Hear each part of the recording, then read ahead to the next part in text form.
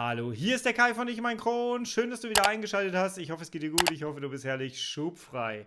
Heute gucken wir gemeinsam ein Video, das mir gestern in die Timeline gespielt wurde und wo ich gestern gedacht habe, nach 3 Minuten gucken, hey, das müssten wir zusammenschauen. Das passt so gut aus Sicht eines Morbus Crohn-Kranken. Das Video heißt Alle Stuhlformen erklärt, was normal ist und wann du zum Arzt musst. Du siehst, perfektes Thema für diesen Kanal hier. Der Kanal heißt Alex Klamer, kannte ich vorher nicht. Ich habe rausbekommen, er ist offensichtlich Ernährungsberater und hat sich auf Supplements und auf Hashimoto konzentriert. Und dementsprechend, ja, würde ich sagen, gehen wir da jetzt auf jeden Fall mal rein und schauen uns das mal an aus meiner Sicht eines Betroffenen mit Morbus Crohn. Wenn du das erste Mal diesen Kanal hier siehst, hallo, mein Name ist Kai, ich bin Sozialarbeiter, systemischer Coach und selbst Betroffener eines aggressiven Morbus Crohns. Ich hatte 2018 einen Darmriss knapp überlebt, hatte ein Stoma, alle Komplikationen, die man so haben kann. Und als ich mich dann zurück ins Leben gekämpft habe, habe ich meine berufliche Expertise genommen und habe sie mit meiner Erfahrung zusammengebracht. Und jetzt helfe ich Menschen, schnell in ihre Lebensqualität zu kommen, die selber chronisch krank sind. Und ja, das mache ich jetzt schon ziemlich lange und mit sehr viel Leidenschaft, weil ich möchte ganz gerne, dass Menschen das erspart bleibt, was ich hinter mich gebracht habe. Jetzt würde ich sagen, ich setze mir meinen Kopfhörer auf, ich nehme dich mit rüber. Das ist der gute Mann. Schönen guten Tag. Den Kanal verlinke ich euch hier unten drunter. Auf jeden Fall mal das Original gucken, bitte, immer ganz wichtig. Ich versuche so viel wie möglich an Mehrwert für dich dann noch mit rauszugeben, aus Sicht eines Betroffenen von Morbus Crohn. Ich würde sagen, wir gehen da jetzt einfach mal rein. Worüber niemand spricht, aber jeder müsste. Dein Stuhlgang. Dein Häufchen sagt mehr über deine Gesundheit, als du denkst. Ja, das stimmt. Und genau da wird's spannend. Denn wenn du nach dem Klogang regelmäßig Absolutes Tabuthema übrigens, ne? Um das nochmal ganz klar zu sagen. Wir haben das immer noch als Tabuthema in unserer Gesellschaft. eine halbe Rolle Klopapier brauchst, dann stimmt definitiv etwas nicht. Und zwar in deinem... Ich möchte mal ganz kurz noch zum Beginn des Videos etwas sagen. Das ist etwas, was mir bei mir selber auffällt. Ich glaube, ich bin einfach so erzogen worden früher. Ich sehe jemanden mit einem weißen T-Shirt, der über Gesundheitsthemen redet und ich denke mir sofort, der muss Arzt sein. Das ist mehr ein Problem der Gesellschaft und jetzt mein Problem gerade, als dass man ihm jetzt daraus einen Vorwurf machen kann. Aber ich finde es schon sehr interessant, dass man diese Assoziation direkt hat. Ich weiß nicht, wie es dir geht. Ich habe das mal selber ausprobiert. Auf YouTube wird das ja sehr gerne als Stilmittel genutzt. Ich habe das selber mal ausprobiert, wollte einfach mal schauen, gehen die Klickzahlen dadurch hoch, wenn man ein weißes Shirt trägt. Und ich kann dir sagen, ja, es funktioniert. Ist das immer cool? Ich persönlich finde das nicht. Ich habe aber schon ein paar Minuten von diesem Video gesehen. Ich kann dir sagen, das Video funktioniert auch ohne weißes T-Shirt. Es ist ein sehr schönes Video. Dementsprechend, ja. Aber ich finde es halt immer interessant. Ich assoziiere direkt sofort, okay, Arzt. Aber gut, ist er nicht? Ernährungsberater. Innern. Heute schauen wir uns gemeinsam an, was dein Stuhlgang dir eigentlich sagen will. Ganz ohne Tabus, aber mit Klopapier und ein paar Knetewürstchen zur Veranschaulichung. Wir reden über Haut, Haare, Ernährung, Fitness, über all die Sachen. Aber was am Ende hinten rauskommt, ignorieren die meisten komplett. Dabei ist dein Stuhlgang ein direkter Spiegel deiner Verdauung. Er zeigt dir, wie gut dein Darm arbeitet, ob du Nährstoffe richtig verwertest und manchmal sogar, ob sich eine Krankheit anbahnt.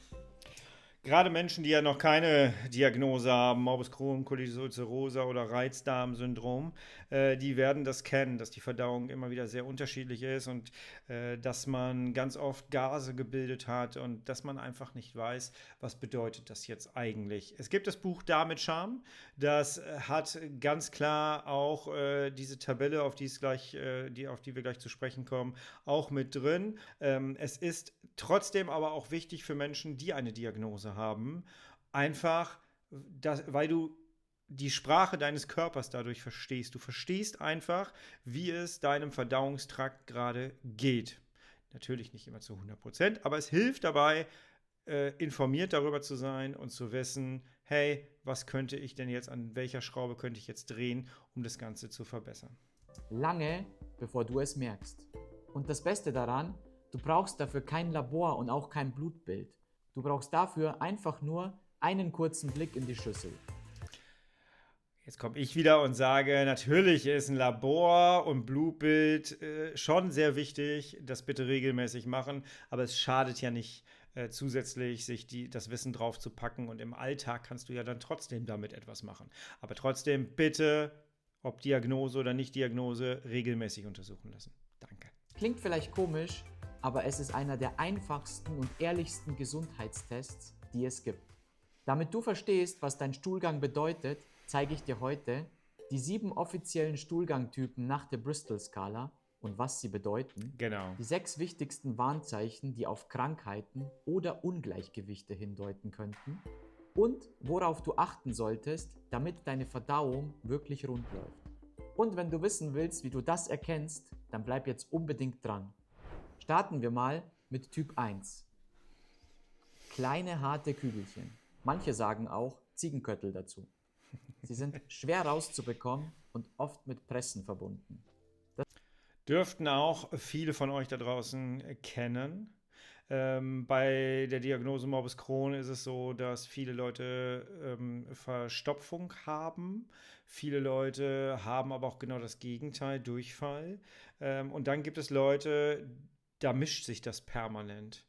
Und das ist super interessant. Ich gehörte vor der Diagnose, als ich einen unbehandelten Crohn hatte, definitiv zu der Fraktion da. Ich hatte mehr Verstopfung als Durchfälle, aber Durchfälle hatte ich auch sehr viel. Und die waren sehr oft schleimig. Da kommen wir, glaube ich, gleich auch noch zu. Hoffe ich. Hoffe ich. Habe ich gestern nicht so wahrgenommen. Ja, aber ich hoffe, er kommt da noch zu. Das bedeutet, dein Darm arbeitet zu langsam. Das Wasser im Dickdarm wird fast vollständig entzogen. Das hier ist ein klares Zeichen für Verstopfung. Ja. Oder auch zu wenig Ballaststoffe, zu wenig Bewegung oder zu wenig Flüssigkeit. Und das ist halt auch eines der Probleme, wenn du in einem Schub bist, sollst du ja nicht so viele Ballaststoffe zu dir nehmen, weil das alles über die entzündeten Stellen drüber geht. Und ja, das ist einfach, viele Menschen trauen sich dann nicht mehr, noch etwas zu essen und trauen sich dann auch nicht so viel zu trinken, weil sie Angst haben, sie müssten dann jederzeit so schnell wie möglich wieder auf die Toilette gehen. Und dann erzeugst du dir selber so etwas und ja, das ist dann so eine Spirale, die ungut ist. Was du tun kannst, damit es besser wird, trink täglich mindestens 1,5 bis 2 Liter Wasser. Iss mehr ballaststoffreiche Lebensmittel. Aus unserer Sicht jetzt hier von einem chronischen Kanal, bitte nur dann, wenn du keinen Schub hast. Das ist wichtig. Wie zum Beispiel Flohsamenschalen, Leinsamen oder... Zum Thema Flohsamenschalen habe ich selber ein Video gemacht, das das erfolgreichste Video auf diesem Kanal ist. Das verlinke ich dir oben in der Ecke. Guck dir das unbedingt mal an. Gemüse. Und versuch dich täglich zu bewegen. Ein ausgiebiger Spaziergang kann teilweise schon helfen. Und wenn das öfter vorkommt, gerne auch mal ärztlich abchecken lassen. Und was Ganz ist mit dem wichtig. Klopapier? Das hier ist sehr schwer abzuwischen. Du brauchst viele Stücke Papier, um das Ganze sauber zu bekommen. Oh ja. Oder eine Po-Dusche. Kommen wir zu Typ 2. Das wäre die klumpige, harte Wurst. Der Stuhlgang ist wurstförmig, sieht aber aus, wie wenn du lauter von diesen kleinen Kötteln genommen und zusammengeformt hättest. Die Oberfläche ist total uneben und rissig. Auch das hier ist noch Verstopfung, aber schon ein bisschen besser wie Typ 1. Dein Darm arbeitet träge, aber er ist nicht komplett blockiert. Häufig spielt hier Stress, eine unausgewogene Ernährung oder auch Medikamente eine Rolle. Ja, super wichtiges Thema. Und dadurch, dass du sehr stark pressen musst, bekommen viele Leute auch Analfissuren zum Beispiel. Das hatte ich damals auch sehr oft und ja, das tut halt einfach wahnsinnig weh. Also wir müssen zusehen, dass wir wegkommen von diesen beiden Varianten. Was kannst du tun? Du kannst die Ballaststoffe ein bisschen erhöhen, aber langsam steigern, damit dein Darm mitkommt. Genug trinken, auch hier 1,5 bis 2 Liter Wasser am Tag. Und wie bei Nummer 1, mehr Bewegung. Und idealerweise täglich prüfen, ob eventuell irgendwelche Medikamente daran schuld sein könnten. Und nun zum Klopapierfaktor. Es ist schon besser wie Typ 1. Ja, das mit den Medikamenten ist bei uns jetzt, bei uns chronisch Kranken jetzt zum Beispiel ein Problem, weil du kannst sie ja nicht einfach absetzen. Wir brauchen sie ja, um Entzündungen in Schach zu halten. Wir brauchen sie ja, um unsere Schübe ja, gut zu kontrollieren und in die Remission möglichst zu kommen. Das ist ja unser aller Ziel. Deswegen ja, das Abklären, aber er sagt definitiv, dass wir, oder er sagt, wir brauchen Flüssigkeit. Und das ist halt etwas, was ich aus den Coachings kenne. Wenn Coaching-Gäste zu mir kommen, dann frage ich grundsätzlich immer, wie viel trinkst du am Tag? Und ich kann dir sagen, wir trinken alle viel zu wenig. Also auf mich passt es jetzt, glaube ich, gerade nicht. Ich trinke so 3 Liter am Tag, aber ich bekomme schon immer wieder mit, dass Menschen so unter 1 Liter ungefähr liegen, bis ich habe schon mal 1,25 Liter gehört. Aber das ist zu wenig. Also ich würde gerade bei unseren Erkrankungen die 2 anpeilen. Und wenn es warm ist, natürlich noch mehr. Und je mehr Stress du hast, desto mehr würde ich dann auch noch mal nachlegen auf jeden Fall. Und vielleicht auch noch mal eine Elektrolyte mit reingeben. Das ist schon, damit kann man schon eine Menge steuern auf jeden Fall. Aber du brauchst immer noch einiges, um das Ganze sauber zu bekommen. Kommen wir zu Typ 3. Das hier ist die sogenannte Wurst mit Rissen. Der Stuhl ist wurstartig geformt, aber die Oberfläche zeigt Risse. Er ist schon fester, aber noch nicht zu hart. Meist ist hier alles im grünen Bereich, aber dein Körper könnte noch ein bisschen mehr Flüssigkeit vertragen. Das hier ist typisch für Menschen, die sich recht ausgewogen ernähren, aber zu wenig trinken oder sich zu wenig bewegen. Ja. Um das hier in den Griff zu bekommen, könntest du täglich einfach ein bisschen mehr trinken und dich ein bisschen mehr bewegen. Die Ernährung ist aber schon gut. Was sagt der Klopapierfaktor? Meist unkompliziert. 1, 2 oder 3 Wischgänge und das Ganze ist sauber. Kommen wir zu Typ 4. Die glatte, perfekt geformte Wurst. Das hier Es ist gut aufgemacht, das muss man einfach sagen. Es ist gut aufgemacht. Das ist etwas, was, glaube ich, wir Menschen mit einer chronisch entzündlichen Darmerkrankung so gut wie nie kennengelernt haben. Oder weit vor dem Ausbruch unserer Erkrankung. Gehört leider zur Realität auch dazu. Natürlich wäre das Beste, aber ich glaube, die Stufe davor, die kennen noch Leute auf jeden Fall. Und was er jetzt in allen Stufen bis jetzt gesagt hat, ist, wie wichtig eigentlich die Bewegung ist. Und das ist tatsächlich so unfassbar wichtig und das wird auch gerne unterschätzt, neben dem Trinken, definitiv.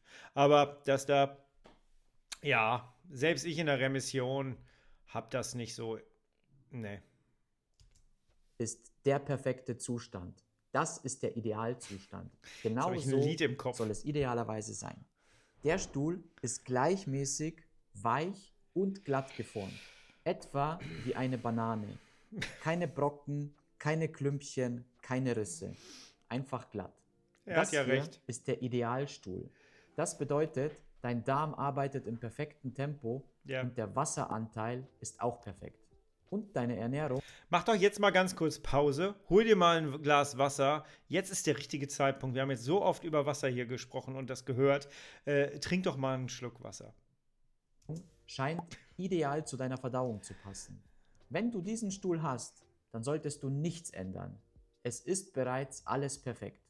Was sagt das Klopapier? Du brauchst, wenn überhaupt, ein Stück zum Abwischen. Aber normalerweise sollte nichts am Papier übrig bleiben. Das kennt, glaube ich, so gut wie keiner mit Morbus Crohn und Colitis ulcerosa. Oder? Schreib's in die Kommentare. Bei dieser Wurst musst du quasi nicht abwischen. Kommen wir nun zu Typ 5. Kleine Klümpchen mit klaren Rändern. Dieser Stuhl hier besteht aus einzelnen weichen Klümpchen. Keine zusammenhängende Wurst mehr, aber auch noch kein Brei. Jetzt geht's in die andere Richtung.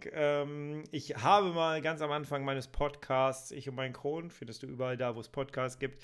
Ich habe am Anfang mal diesen Spruch gebracht: Setz dich auf eine öffentliche Toilette, warte, bis sich jemand neben dich auf die andere Seite der Wand setzt und du wirst relativ schnell mitbekommen, dass du nicht der Einzige bist mit Verdauungsschwierigkeiten.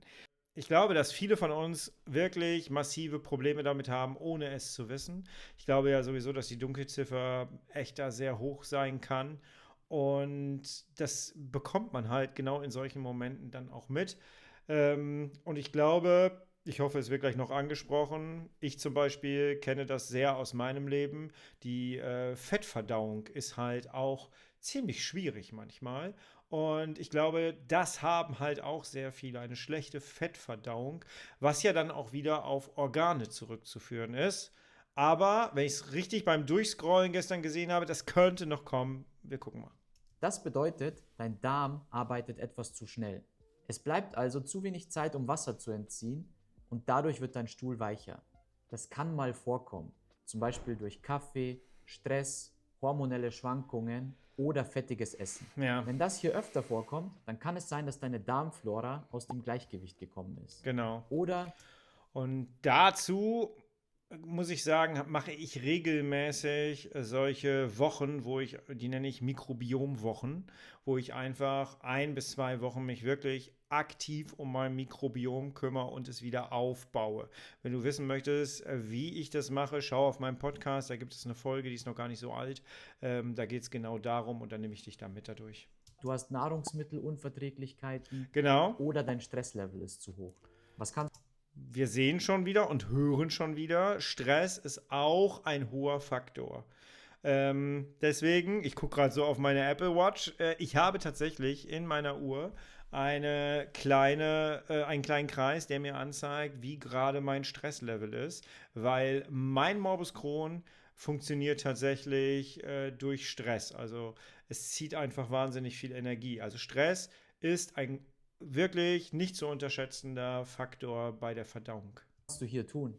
Die Ernährung beobachten. Schau, Genau. was nach welchen Lebensmitteln passiert. Bring mehr Ruhe in deinen Alltag.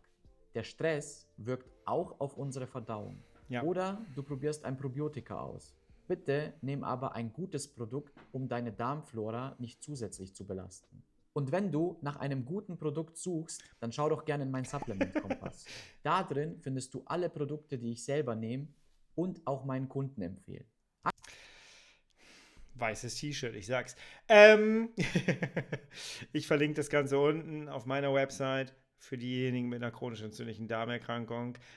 Ich habe auch eine Liste gemacht auf meiner Website, ich und mein Kron.de findest du die Liste mit meinen Supplements oder in meiner Schublascher Lounge. Den Link unten drunter kannst du gerne auch rein, kannst du dir die aktuelle Liste runterladen. Supplements sind für mich ein super wichtiger Bestandteil meiner Gesundheit und meiner Lebensqualität mit Morbus Crohn, definitiv. Aktuell bekommst du sogar einen 30-minütigen Termin mit mir persönlich, in dem wir über deine Supplements drüber schauen. Der Link dazu ist unten in der Videobeschreibung. Viele Grüße. Klopapierfaktor, Ja. nicht dramatisch, aber deutlich mehr Aufwand. Kommen wir zu Typ 6. Breiig, formlos und sehr unruhig. Das sollten wir alle kennen mit Colitis ulcerosa und Morbus Crohn. Und viele haben dabei dann noch Schleim oder haben dabei dann noch Blut, vielleicht sogar noch. Ja, das ist kurzfristig jetzt nicht vielleicht unbedingt schwierig, aber wenn du das über mehrere Tage oder über mehrere Wochen hast, ich habe Menschen in meinem Coaching gehabt, die nur diese Stuhltypform haben. Und das ist halt wirklich, da kannst du dir vorstellen, wie du durch den Tag kommst. Da können auch gar keine Nährstoffe mehr durch den Darm aufgenommen werden. Da kippst du eigentlich rein, was du dann auch bitte tust und unter ärztlicher Aufsicht, weil da geht alles wieder flöten. Ich selber hatte ein Kurzdarmsyndrom, ich weiß, wie sich das anfühlt. Da hast du kaum noch Energie. Der Stuhl hier ist breiig bis matschig, ohne klare Form. Oft verbunden mit Dranggefühl oder auch Ja. Blähungen. Ja, Wenn dein Stuhl so aussieht, dann ist dein Verdauungstempo viel zu hoch. ja, Dein Darm kann nicht mehr richtig verarbeiten Ja. und Nährstoffe gehen verloren. Ja. Typisch bei Infekten, Reizdarm, bei Lebensmittelunverträglichkeiten und nach Antibiotika. Und bei chronisch entzündlichen Darmerkrankungen. Es kann halt sein, dass wenn du einzelne Entzündungen in einzelnen Abschnitten deines Darms hast, dass du dann so eine Stuhlform hast. Also wenn du im Schub zum Beispiel bist, dann kann es sein, dass das so ist. Es kann aber auch sein, dass es einfach nur noch flüssig ist. Das gibt es halt auch sehr oft. Und deswegen, ja, Medikamente finde ich auch immer wichtig, das zumindest mit seinem Arzt mal abzusprechen oder mit seiner Ärztin abzusprechen, dass man dann irgendwann mal sagt, so kann es, zumindest würde ich es als Patient immer mal wieder mit reingeben, kann es sein, dass meine Verdauungsschwierigkeiten auch durch meine Medikamente passieren kann, die ich gerade zu mir nehme und dass man das zumindest mal angesprochen hat von sich selber, ja. Was kannst du tun? Idealerweise ein Ernährungstagebuch führen. Temporär vielleicht auf Schonkost umsteigen. Das mit dem Ernährungstagebuch finde ich richtig wichtig. Da merkt man jetzt auch wieder den Ernährungsberater, glaube ich. Finde ich mega wichtig. Und du musst dir das bitte so klein wie möglich machen. Wir haben alle wir haben alle unser Handy dabei. Und wir können das so einfach wie möglich gestalten, indem wir einfach das Ganze schnell in unsere Notizen-App reinschreiben oder so. Du musst jetzt kein Buch kaufen. Du musst da jetzt nicht jeden Tag 15 Minuten sitzen und ganz genau aufschreiben, was du gegessen hast. Mach dir Fotos davon und speichere die in deinen Notizen ab. Mach das so klein wie möglich für dich in deinem Alltag, so dass es passt, damit du es auch wirklich machst. Weil viele scheitern nämlich genau an diesem Tagebuch. Und dann hast du aber keine vernünftige Auskunft über dich selber. Du kannst sehr viele Muster erkennen. Auch Ernährungsberater können sehr gut Muster erkennen anhand deines Tagebuchs. Das ist nicht einfach so eine lästige Aufgabe, die dir die Ärzte und Ernährungsberater mit an die Hand geben, sondern es ist für dich wichtig, da Muster zu erkennen. Ich habe mir auch eins erstellt. Ich habe damals mit einer Ernährungsberaterin aus dem Krankenhaus gearbeitet und ich habe selber meine Muster versucht herauszufinden, bin dann zu der Ernährungsberatung gegangen und wir haben gemeinsam geguckt, empfinde ich das als richtig und was sieht sie da drin nochmal und so sind wir dann schrittweise vorangegangen, die Ernährung ein bisschen anzupassen. Mega spannend, bei mir war es mit einem Kurzdarmsyndrom, wo du alles, was du oben reinsteckst, binnen Minuten quasi wieder durch hast. Das war durch die Stoma-Zeit bei mir sehr der Fall. Und dementsprechend, ja, also mach es dir bitte so kleinteilig wie möglich, so angenehm wie möglich. Dieses Tagebuch ist wirklich wichtig, um schnellstmöglich Muster zu erkennen. Und du wirst Dinge erkennen, definitiv. Zum Beispiel Reis, geriebener Apfel oder eine Möhrensuppe. Und die Darmflora gezielt aufbauen. Ja. Wenn das über längere Zeit so bleibt, dann bitte ärztlich abklären lassen. Unbedingt. Klopapierfaktor extrem hoch. Extrem hoch. Ja. Du musst wischen und wischen und wischen und wischen.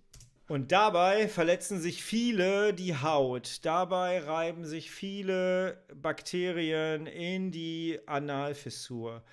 Und das hat immer und immer wieder Probleme. Das hat einen ganzen Rattenschwanz, der damit dran hängt. Ich habe Abszesse gekriegt, hatte da auch diese Risse drin in der Haut. Es tut halt nicht gut. Und deswegen, ich habe auf meinem Kanal hier auch noch ein Video über die Po-Dusche und ein Werkzeug, das ich so empfehlen kann. Bidet, Dusche, Po-Dusche, die man mobil mitnehmen kann auf Reisen. Ich nutze die nur noch. Nicht nur noch heißt, ich nutze sie täglich und du verbrauchst dadurch weniger, wirklich viel, viel weniger Papier und damit schonst du deine Haut im Grunde genommen. Und das ist sehr angenehm, das Gefühl. Und du fühlst dich auch super sauber im Nachgang.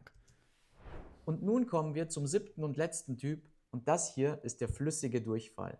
Das hier ist reiner Durchfall. Super flüssig und teils sehr explosiv. Ich habe es gesagt. Ja, das ist wirklich... Das ist massiv schädigend für deine Lebensqualität. Oft begleitet von Bauchkrämpfen oder Übelkeit. Das hier deutet auf eine akute Reaktion des Körpers. Morbus Crohn, Colitis ulcerosa. Kommt das durch Bakterien, Viren oder durch verdorbene Lebensmittel. Oder durch chronisch entzündliche Darmerkrankungen. Kann aber auch bei chronischen Erkrankungen vorkommen, zum Beispiel bei Morbus Crohn. Wichtig: Bei dem Stuhlgang gehen alle möglichen Nährstoffe verloren. Ja. Das ist besonders kritisch bei älteren Menschen und bei... Und da bitte unbedingt mit ärztlicher Begleitung rangehen und da bitte Elektrolyte. Elektrolyte. Ich weiß, wie das ist, wenn man dehydriert. Ich hatte das sehr oft. Ich bin dadurch wirklich sehr oft ins Krankenhaus gekommen und das möchtest du nicht haben. Aber diese Form der Stuhlmasse ist tatsächlich äh, energieraubend. Unfassbar energieraubend. Wenn du das über mehrere Wochen hast, schwierig. Kindern. Was kannst du tun? Und viele von euch kennen das. Idealerweise viel trinken, auf die Elektrolyte achten Ja, danke. und Aktivkohle kann Habe ich noch nicht. Ja, ich hatte mal einen Ernährungsberater. Ich hatte zwei. Einmal im Krankenhaus und einmal vorher. Und ich habe noch nie in meinem Leben Aktivkohle zu mir genommen. Ich kann mir das auch nicht vorstellen, muss ich ganz ehrlich sagen. Aber ich weiß, es nehmen viele und es hilft offensichtlich. Ich kann da nichts zu sagen an Erfahrung. auch helfen. Achte auf leicht verdauliche Lebensmittel, zum Ja, und wenig Ballaststoffe, bitte. Beispiel Banane, Reis oder geriebener Apfel. Wenn das hier länger als 48 Stunden andauert, Ja. dann geh bitte zum Arzt. Ja. Wenn dann noch Blut im Stuhl dazukommt oder Ja, genau. Danke, danke, danke, danke. hohes Fieber, dann geh Ja. bitte sofort zum Arzt. Ja. Und was sagt's Klopapier? Und bitte auch nicht, ich bin jemand, es gibt Leute, die sagen, ja, mal Blut, ein bisschen Blut, mal helles Blut, das ist nicht schlimm und so. Ja, das kann sein, aber kannst du das abschätzen für dich, ob das jetzt Hämorrhoidenleiden ist oder ob das jetzt irgendwie von einer Analfissur ist, vom Pressen ist? Kannst du das wirklich nachvollziehen? Also, wenn du mehrmals in 2 Tagen oder eher diese 48 Stunden, die er sagte, wenn du mehrmals in den 48 Stunden Blut am Papier hast oder in der Schüssel siehst, lass das bitte ärztlich abklären. Ich finde das super wichtig und mit meinem Wissen von heute nach einem Darmriss bitte machen. Du wirst gefühlt nicht mehr fertig. Ja. Und nun kommen wir zu den Sonderformen. Denn jetzt geht es um das, was nicht auf der Bristol-Skala steht, aber trotzdem extrem wichtig ist. Komm, jetzt kommen die Farben, oder? Weil das ist ja eigentlich auch noch wichtig. Vor allem, wenn es regelmäßig vorkommt oder neu auftritt. Da hätten wir zuerst mal den schwarzen Stuhl. Ja, er macht die Farben, er macht die Farben. Damit Charme habe ich jetzt hier nicht liegen. Er macht das als Video. Das ist gut. Wenn dein Stuhl pechschwarz und glänzend ist, Hast du vielleicht Eisen zu dir genommen? kann das auf Blutungen im oberen Verdauungstrakt hindeuten. Zum Beispiel im Magen oder im Zwölffingerdarm. Man spricht hier auch vom Teerstuhl. Aber Achtung, wenn du Aktivkohle oder Eisenpräparate zu dir nimmst, dann kann der Stuhl auch diese Farbe haben. Ja, Entscheidend ist, ob es plötzlich und ohne erkennbaren Grund auftritt. genau. Du weißt ja, ob du Aktivkohle zu dir nimmst und du weißt, ob du Eisen zu dir genommen hast. Und dann kann das so aussehen, ja.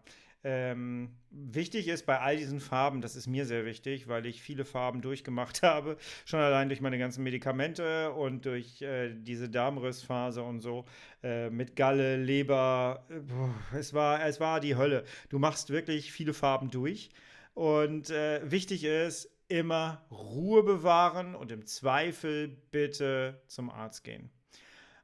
Und auch beobachten. Das ist auch wichtig. Nur weil es jetzt gerade mal so aussieht, ich hoffe, ich bin kein Arzt, ich hoffe, das trifft auch auf Teerstuhl zu, aber auch da würde ich jetzt nicht unbedingt sofort in Panik verfallen, sondern ich würde erstmal immer abwarten.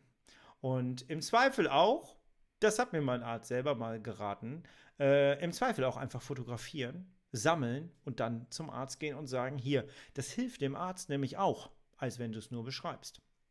Was du jetzt machen sollst, wenn das einmal vorkommt, nachdem du Aktivkohle genommen hast, überhaupt kein Grund zur Sorge. Genau. Aber wenn es regelmäßig vorkommt und du dich vielleicht noch schlapp fühlst, Ja. dann auf jeden Fall zum Arzt. Nummer 2 ist der rote Stuhl. Was kann das hier bedeuten? Der hoffentlich nicht so rot aussieht, bitte. Frisches Blut außen Ja. am Stuhl oder am Klopapier deutet meist auf Hämorrhoiden oder kleine Risse.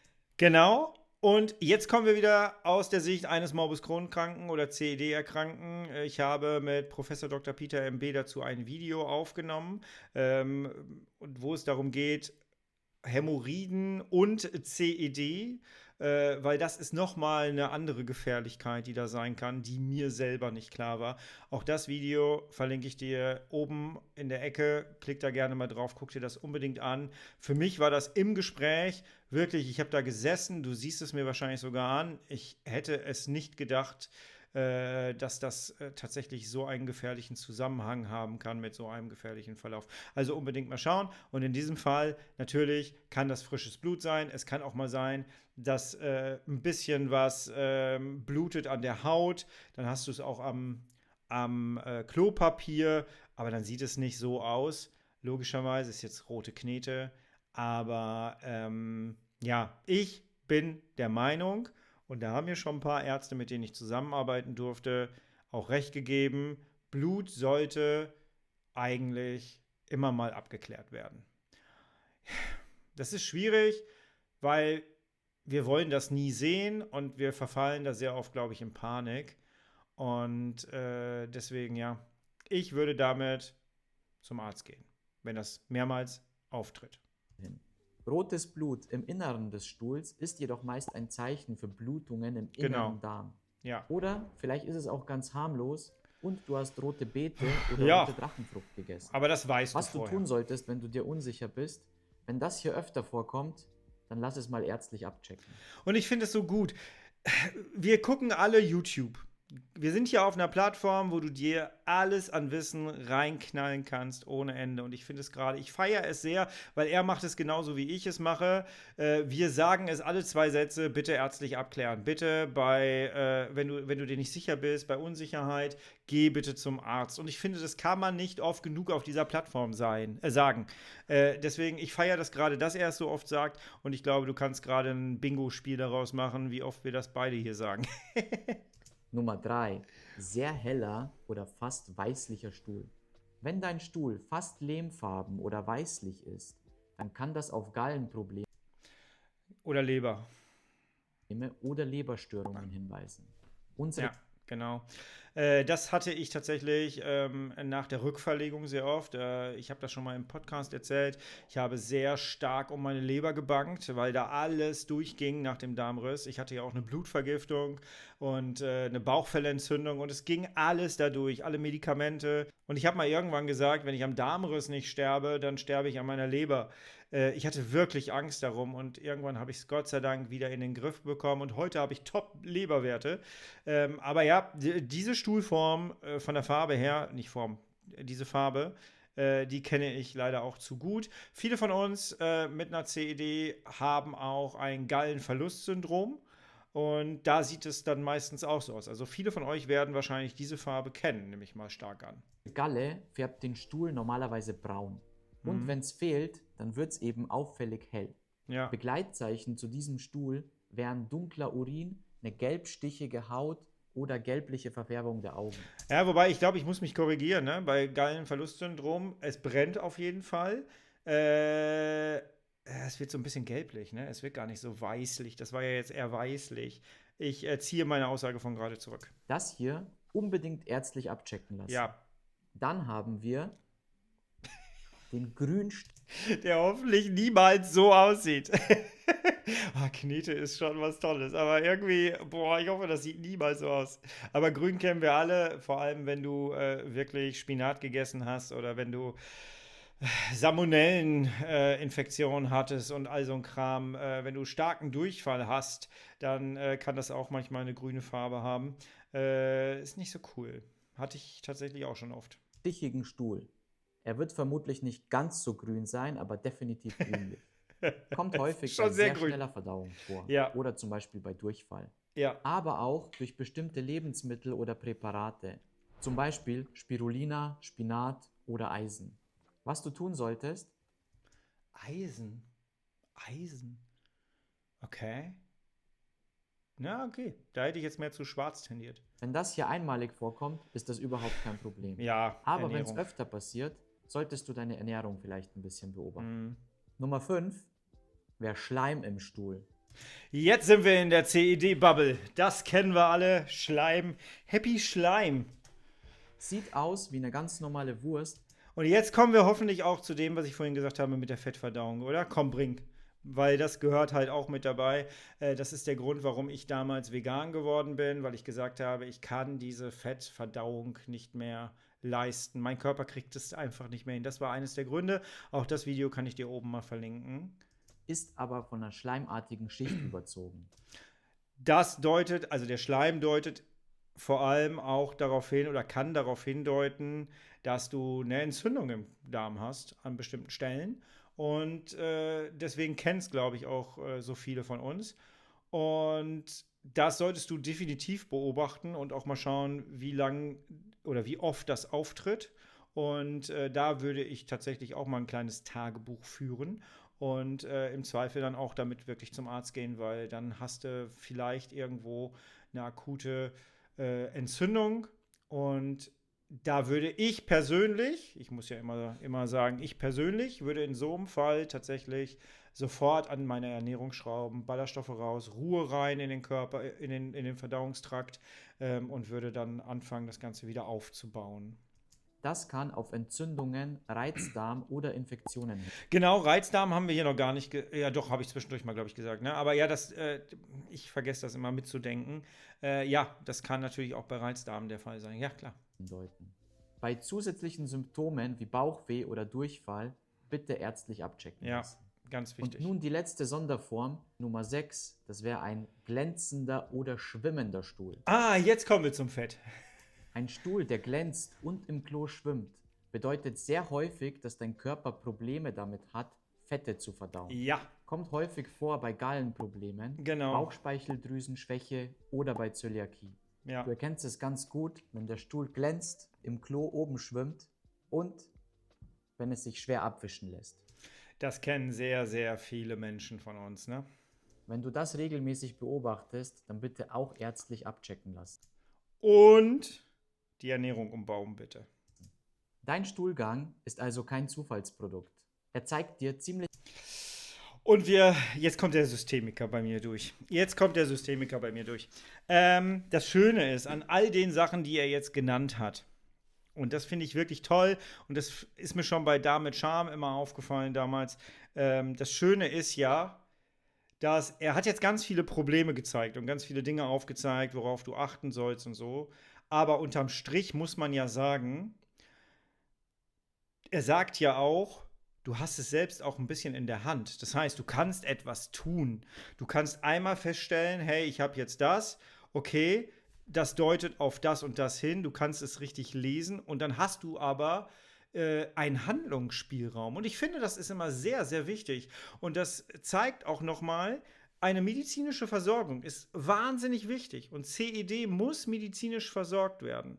Das heißt aber nicht, dass du nur zum Arzt gehst, kriegst da etwas, bist versorgt und du selber kannst gar nicht viel machen.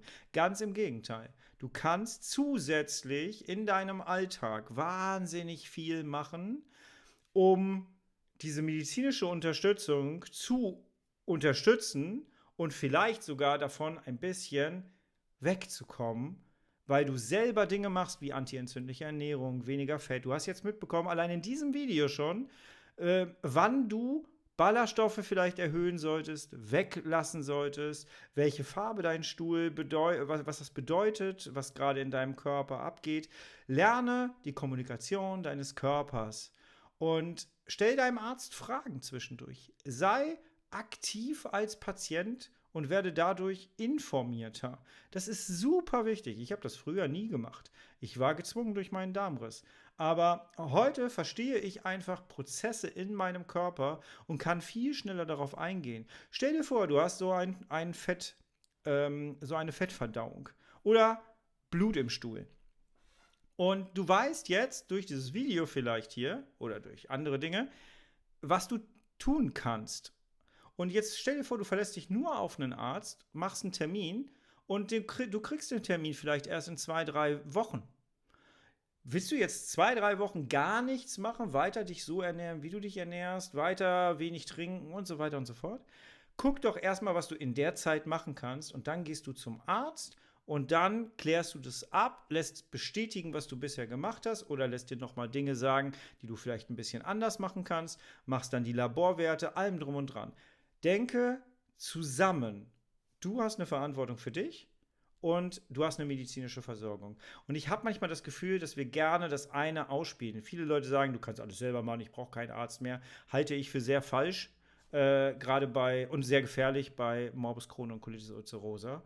Aber beides zusammen ist wichtig und nicht nur der Arzt. Der Arzt ist auch oder die Ärztin ist auch darauf angewiesen, dass du mitarbeitest.